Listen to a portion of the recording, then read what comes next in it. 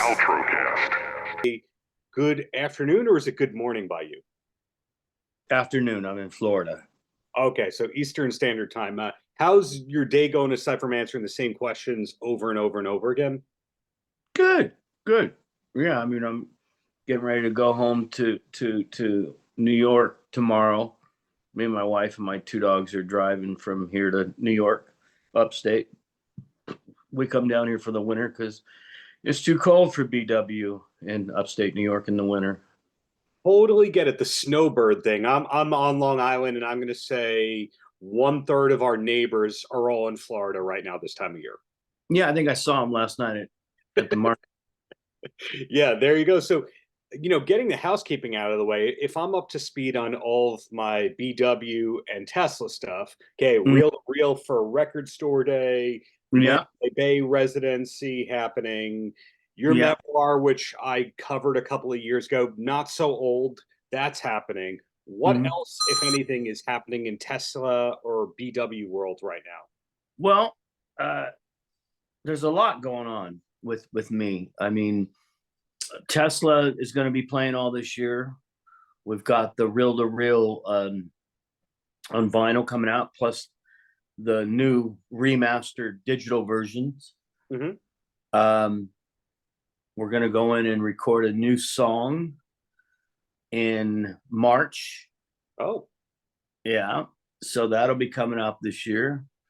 And about, I don't know, 65 shows in yeah. 24. So it's a pretty busy year for Tesla. Yeah. I got two records coming out this year that are my other bands. I have two other bands besides Tesla. When I Hmm. don't do Tesla, I have Soul Motor, which I think the first record I did was in '99 when Tesla was broken up. So we got a new Soul Motor record coming out this year and a new band I started with a guy from England named Alex called Violet Breed, which is more of a pop rock band. So that's coming out. I think that single, the Violet Breed's actually going to come out first, and I think that's in May.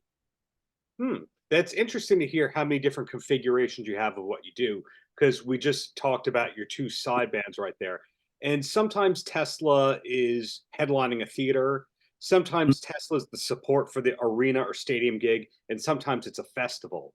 So Mm. it's not going to be the same show every night because sometimes it's And 30 minutes and sometimes sometimes it's in a one. casino. Yeah. Tesla does all sorts of things, you know. And I'm very, we're very fortunate to be able to do that. Um, Yeah. um, yeah, I mean Tesla is very flexible, which is a great position to be in. Yeah, being on Long Island, haven't seen you headline Westbury Music Fair where everyone is coming there straight for Tesla, Mm, and then a while later seeing you open for Joan Jett and Styx, where that is not your traditional audience, but you have more of a no, greatest hits going on. It's right. it's inspiring, if that's the word, to see how Tesla has transcended all the labels. So for example, people have stupidly called you a hair band when you're not a hair band. Yeah, don't like that one. You shouldn't. And at the same time, Yeah, I but guess you're it's kind of a classic rock band at this yeah, point. we are.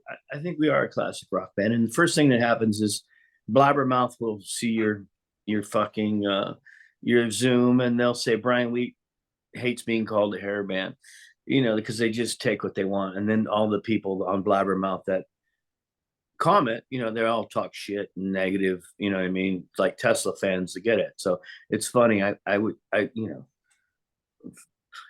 can't even say it, but on the topic of being a hair band, they can call us anything they want. I don't care. It's in the condescending way that they use the label hair band Yeah. as the put down. You know what I mean? Oh, they're just a hair band. No, we were a band from the '80s who had long hair, just like Guns N' Roses and Metallica and the Black Crowes. And you're Yeah. not calling them a hair band. So, why are you, Tesla was, one thing I'm proud about Tesla and very proud is that we have a lot of integrity. And, and we still sound fucking great live, and the day we don't is the day we stop. We will not be one of those bands that's out there staying past their, expiration date, milking people, however you want to put it, that don't sound good. I don't want to be one of those bands. And Right. so, when people ask me, how much gas is left in the tank for Tesla, the simple answer is I don't know. It all depends on when Jeff can't sing to the level he still sings at. Mm-hmm. When it's less to a point where people go, oh, he doesn't sound good, then we'll stop.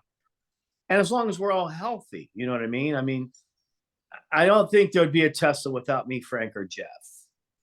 Right? I mean, obviously Tommy and Troy aren't in the band anymore. But if it wasn't the three of us, I don't think, you could justify going out and calling it Tesla. Yeah, I mean, you've only been associated with Tesla since 1981, almost 45 Well, years. yeah, me and Frank started the band. Yeah. You know what I mean? And then Jeff was the next to join, and then Tommy, and then Troy. So you have the original guys from, the garage, basically, Right. when the whole thing started. So when I'm complimenting you, it's to basically say, you look at how Tesla has evolved, where you've transcended the trends and the genres at the time, where Tesla continues to play big venues, whether or not there's a radio hit, etc. So my question in that compliment is, when did you kind of realize that you were your own cottage industry and that it wasn't going to be a worrisome kind of thing as to what was going on around you? I would say about right after we put out Into the Now in 2004. And that's kind of when I took over managing the band as well, around 2005. Mm-hmm. And I started to see that, we were selling 100,000 records still, and we were still selling tickets, and we weren't on the radio, and we weren't in, there wasn't MTV there, we weren't on VH1. We weren't in all your traditional, flavor of the day or whatever it was at the time, right? At that point anymore. I mean, listen, because we were on the radio all those years, and because we were on MTV, our first half of our career, is why we have such a loyal fan base to this day. Mm-hmm. And the people that come and see us play today, I see three generations of fans. Right. I'll see a 12-year-old kid, I'll see a 30-year-old, 32-year-old guy or gal, and then I'll see the dude that's my age, or the wife that's my age. Yeah. And so it's pretty cool. Tesla has a great loyal following that will follow us and support us in whatever we do, as long as we stay true to being Tesla. So I mean, we got a little bit of slack a few years ago because we did that record Shock with Phil Collin, and some of the hardcore fans were like, well, that wasn't Tesla. But I've got to go on record and say we did that on purpose. We wanted to do that. It is called Shock. Right. The title's telling you it's a curveball. No one twisted our arm. Yeah. We love Phil Collin. We wanted to try to make a record like that, to see what it was like. Yeah. Right. And listen, I it's very polarized. Half people love it, half people absolutely hate it. So, that's the one thing, when I say, we stay true. That was a true Tesla record. We wanted to do us being true to ourselves is doing whatever it is that we decide we want to do. Right. Right. So, this new single that's coming out that we're going to record in March will be very reminiscent to a classic Tesla ballad. Mm-hmm. So if you were to say, I guess the only thing I'll give away on it is, if you were to say, what if Tesla was to do Love Song today, what would it be like instead of in 1989? Interesting. That's what this song is kind of gonna be. So fans need to keep listening, keep following the social media. Yeah, That's very- yeah. I mean, we're always doing something different. We try things. We don't, we tried the 5-man acoustic jam. That wasn't, everyone says, "Oh, that's Tesla now," but at the time, it was a complete departure from what we were doing, right? But everyone Yes. loved that. So sometimes, people don't like some of the things we do, and sometimes we hit on them. But the main thing is that we stay true to what it is that we want to do. And, it's always us. I mean, Shock was us. It wasn't, Phil Collins did play on it and sing on it with us, but it was us. All 5 of us were on there. We wrote the songs with, you know what I mean? Obviously, I would say the majority of people, the hardcores, did not like it. No criticism coming from this guy, Brian. That, Yeah, yeah. You know for what I the mean? record And here. then on the same token, the hardcores thought simplicity wasn't as polished. So there's always something, but that's okay because we go in there and we just do what we do when we feel like what we're doing. We got something we want to say or something we want to try, then we do it. And that's it. So sorry if I got off your topic, but No, I appreciate I've been known to ramble. I appreciate the honesty, and that is why you were the author of a book that people liked, because it was very honest. It wasn't a fluff 100-page memoir. There's a lot of substance to that, but not what we're here to talk about. 3 questions, and then I let you No, go. I'll talk about whatever you want to talk about. Plus, I also manage bands and produce bands, so I stay pretty busy in the industry of the music entertainment industry. To answer your question, I guess that's what you were asking. But anyway, Absolutely. Back to you, George. There's very few bands that have that suitable opening live song that's about a concert. It's a really short list. Cheap Trick is, of course, the Hello There and Good Night Now, Ladies. Coming at you live, right? Why don't you open every single show with Coming at You Live? Well, because we did it for so many years. It's like Led Zeppelin used to open with Rock and Roll, and then they started opening with the Wonton Song and doing whatever. I think we just kind of got tired of opening it up with it, and maybe maybe we will this year. Who knows? You know what I mean? I mean, we've played it so much, and that's the thing. Like with us, right? We play 90 to 100 minutes a night. Yeah. We used to.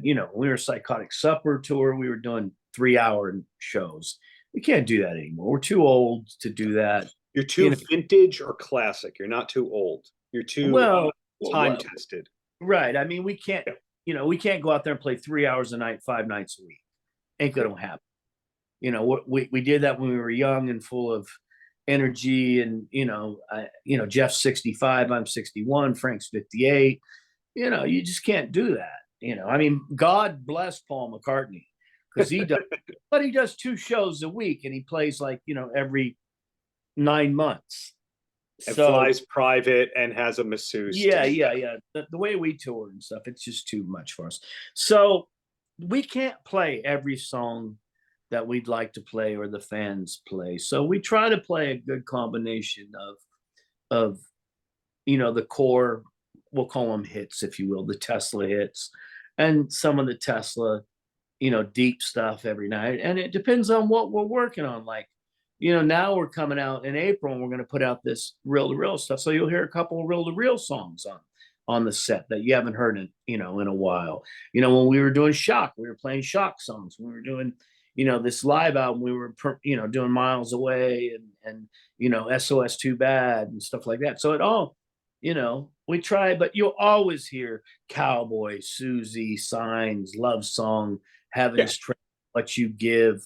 You're always going to hear those because they're the staples, right? Yeah. So you like going to see Aerosmith and them not playing Walk This Way and Dream On. Someone said to me, "Why do you play Signs every night?" Because it's the biggest fucking hit we ever had, right? That's why. Doesn't like the 50 people that say, "Why are you playing Signs?" Well, those 50 people that have seen 100 shows, that's not everybody in the crowd. Right. I watched one time when I was seeing Soul Asylum, a small percentage of the crowd, the quote unquote diehards, were upset that they were playing Runaway Train. And you go, Why? That was the biggest hit. That's appealing to everybody but you 50 people. And Well, what you and those 50 people like it, but those 50 people go see 150 shows. I mean, fuck. do? Well, That's like me watching ET 150 times and going, why is ET still in the movie? a follow-up stupid question for you. Has Okay. Elon Musk ever been at a Tesla gig? No, no. He's been invited. He is on the invite Yeah, list. he's been sent laminates. But no, he's never been to a gig. He's wore our t-shirts. Well, And so I sent him some new t-shirts, and he sent us back some Tesla motor t-shirts. so there is an open line of communication. Sort of. And Sort then of. I like Elon. I like Elon Musk. I like him. no A lot. one can doubt the intellect, regardless of where you stand on No, the. I think he's a very sharp individual. I would love to have been able to do some kind of collaboration with us and him. Uh, it's certainly not on our part. It's been more on his part for whatever reason. But then he'll go, like I said, he'll go to the Sundance Music Festival and wear, a tour shirt from 1989 with my picture, all our pictures on it. And I'm like, well, then he obviously is aware who the band is. So, For sure. but none of us have Tesla cars. Yet. And no, we just don't have them. And we have never asked him for one. Maybe that's why he stays away. He's heard about us and thought maybe we were going to ask him for 5 Tesla mobiles or something. But no. Goals, maybe for the 45th anniversary of Tesla. But my last, I think we're coming up on 40, right? Let's see. I mean, our first record came out in 86. So 86 would be the 40th official, even though me, Frank, have been together since 81, and me, Frank, and Jeff, 83. So me, Frank, and Jeff, we've been together 40 years this year, even though our first record didn't come out until 86. And Jeff will be very technical down to the day and the month when he says it is, So God bless him. I love him. My last question / topic, you wrote about it a little bit in your book, but I'm trying to document history because nobody really thinks about this except the obsessive people like I am. And that's the Tesla tour where you opened up on Eat 'em and Smile. And your book kind of talked about how it wasn't the happiest era of your life or the band's life and all that. No, I was very happy. I don't know. How would you get that it wasn't happy? Is that your pad, by the way? Yeah. You got a nice pad, dude. Oh, thank you. It's this beach town called Long Beach, Long Island, and no, it's very cool. Cross Halfin's house. Oh, nice. Yeah. No. Well, but here's why I didn't get that impression. It wasn't a happy time. What gave you that impression? The fact that the one time that you kind of got FaceTime with Dave, that he was a little bit in Diamond Dave mode and a little out of control. And sometimes the headliner is accessible. Control. I mean, let's set the record straight on that. I don't know. He was very nice. Only thing I said in the book was that when he would come down the hallway in the arenas, his security would tell us we had to duck into a room. Yes. And get out of the way, which, okay, I get that. That's old school rock and roll stuff. And we did it for him. We said, okay, no problem. Yes, sir. But by the time we got to the second album and someone else tried that shit on us, we said, fuck you, we ain't getting out of the way. We're fucking selling tickets here. He was very kind to us. So it was not, no, we were damn happy to be on that tour. He wanted to manage us. That was the thing, is that when he finally did want to see us the very last night of the tour, him and his manager guy, Pete Angelis, took us up to this room, and, we saw Dave, and he was giving us, the Dave show like Dave does. Yes. Fucking David Lee Roth. I mean, that's just like you would get the Gene Simmons show. You know what I mean? But he had said to us, look, I would like to manage you guys. And we said, oh, that's very nice. But we have this management company called Q Prime, which was Cliff and Peter. Thank you. But, no, there was never we were treated very well on that tour. We've been treated very well on every tour we've ever been on.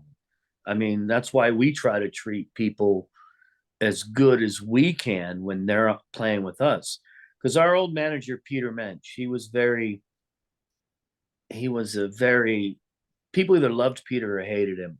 Well, But to he, butt in for a second, because I work occasionally with somebody who kind of mentored Peter, which is David Krebs. So basically, Peter learned everything as to how Hard Rock should be managed. So basically, you had the smartest manager that you could have had at the time. yeah, and he was Really kind of tough. he was my mentor, Yeah. him and Cliff. I mean, more so Peter. I was Cliff. I was very friendly with. I was pretty close to Peter, and I still talk to Peter. I don't really talk to Cliff much, but he just He said, still "Listen, has the beard. Don't worry. yeah, oh yeah, and it's very gray. He's father time, very smart man, Cliff Bernstein. Yeah. Very one of the smartest people I've ever been in the presence of." So Peter just said, you will not treat people bad. You will treat them as you would like to be treated. And, from day one, we were on Def Leppard, they had an open door policy, and that's how we learned. But getting back to David Lee Roth, he was great. There was no, there in my book, I hope people didn't get the sense that I, thought it was bad. I was just telling a funny little story about how we used to have to, and that's how people were back in the days. I mean, Aerosmith still does that. Yes. You know what I mean? I mean, it wasn't too long ago. Maybe 10 years ago, we were at a festival in Holland, and Aerosmith was a headliner. And when Aerosmith came down, there's this big mezzanine where all the, there's maybe 20 bands. When they came, all their security made everyone kind of get out of the way and stuff. And okay, fair enough. I mean, we don't really do that, but that's okay. It's an old rock and roll thing. Well, the follow up to that, I was trying to figure out if Tesla got the Dave tour because Andy Taylor dropped off. Because originally Andy Taylor from Duran Duran was advertised for that tour. Well, Cinderella, I think, was on the first tour, Yeah. the first part of Eat 'Em and Smile. How we got that tour was obviously Cowboy had just came out, and story we got was, if it was Andy Taylor, whoever the case was that dropped off, Dave was shown about 6 videos of bands that were on MTV, and Cowboy and he liked the Modern Day Cowboy video, and he said, I want to put that band on the tour. So that's how we got. And had it not been for that tour, who knows if we'd be sitting here talking today? You know what I mean? Very integral part of the lineage of what we did. And, one thing leads to the next thing, leads to the next thing, leads to the next thing. So, I guess, if recording Modern Day Cowboy and then making that video led to David Lee Roth, which led to us going out with, Alice Cooper, and then, the whole Hysteria tour. It's all part of the chain of events that, is in that. Yeah. Well, Brian, I sincerely have to say thank you for the decades of great music. Looking forward to the next New York gig. Thank you for what you do for music all these years later. And sounds like I have to check out your other 2 bands in the very near future. Yeah, it's Violet Breed and Soul Motor, and there's a great new, I think it's a great new Tesla song. If you like Love Song, The Way It Is, and What You Give, those kind of songs, there's a new track coming out. I'm not going to tell you the title or anything, although Frank will probably tell everybody, on stage. But that's coming out. And, the main thing is this real thing on vinyl, which is a big thing. I mean, people love that thing. That was, we don't have to go. We got more time. You can edit this together. That was a very fun record to make. It was at a kind of a weird period in our lives because obviously Tommy had just, left, and Right. It had been up and down with Tommy for a few years, which is a real drag. Me and Tommy are great again, by the way. I'm glad to hear that. And hopefully, if Blabbermouth is scanning through this, the quote that we take from this whole interview is me and Tommy are great again. And that's the whole article. Yeah, there you go, Blabbermouth. There's your headline. Brian Wheat and Tommy Skew are great again. No, not great. We're not saying we're great. We're not going to make America great or we're not trying to run for office or anything like that, because God knows we could use some fucking help. But me and him are great. We're great friends again. That's And good to hear. that was very healing for me, and I think him, because the press used to pit us together against each other. And he would say something, and then I would say something, and it was us talking. But once we saw each other and actually, me and him are fine. I just saw him a couple of weeks ago for dinner. I had a great time. Cool. I love Tommy Scio. That's your headline. Brian Wheat loves Tommy Scio. It's kind of like the Beach Boys, how the wives and girlfriends allegedly can't get along, yet you put the Beach Boys in the room with each other, and they're like, "Yeah, we're cousins and brothers. Of course we get along." Yeah, and like cousins and brothers, we fight or Yeah. argue or disagree. I mean, that's just how families are, and we are a family. But getting back to the real thing, so it was kind of a troublesome time for us. Yeah. And we had just got Dave to play with us, and we had went out and played some shows, and we said, well, let's go in the studio and see how we interact with him in a recording situation. Mm-hmm. And that was why we did the Reel to Reel record. But truthfully, we had started kind of doing that prior to Dave, because Tom Zutat was working with us again. Oh yeah. And we had started with Tommy, and that's when things started to fall apart with Tom. And so we just said, well, let's go in and do this covers project. And it was a lot of fun. We did I think we were there 4 weeks. We recorded 24 songs, mixed like the volume 1, I think, and all in 30 days. Oh, so to rudely interrupt you here, so volume 2 was in the same exact sessions as volume 1? Yeah. Oh, what? That was smart. Yeah. No, we record because we were only trying to do 12 songs, but we recorded all these songs. So how the day would go is we'd get up, mm-hmm.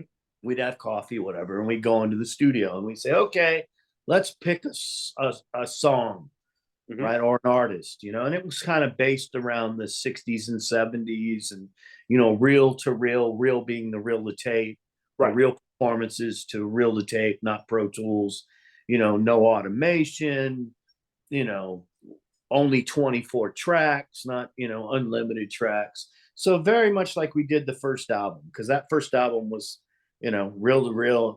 It was on reel to reel. It was 24 tracks. We did a lot of it live.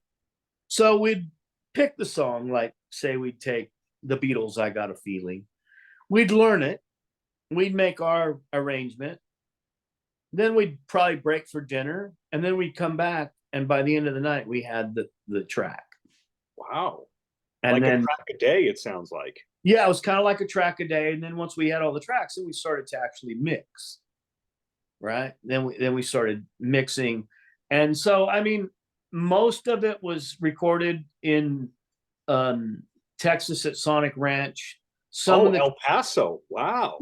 Yeah. Some of the tracks were recorded at my studio in Sacramento at J Street, mm-hmm. recorded.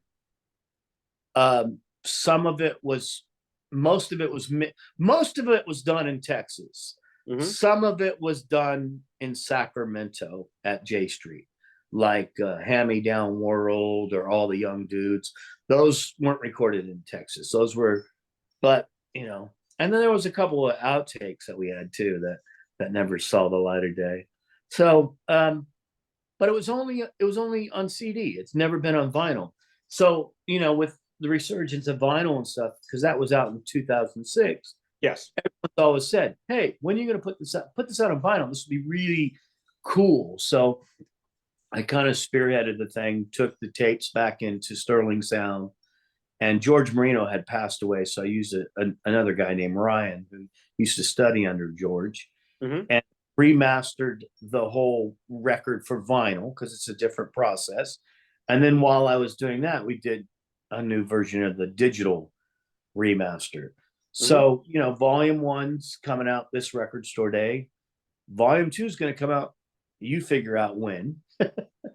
And the the remastered volume 1 for digital and CDs coming out too this year.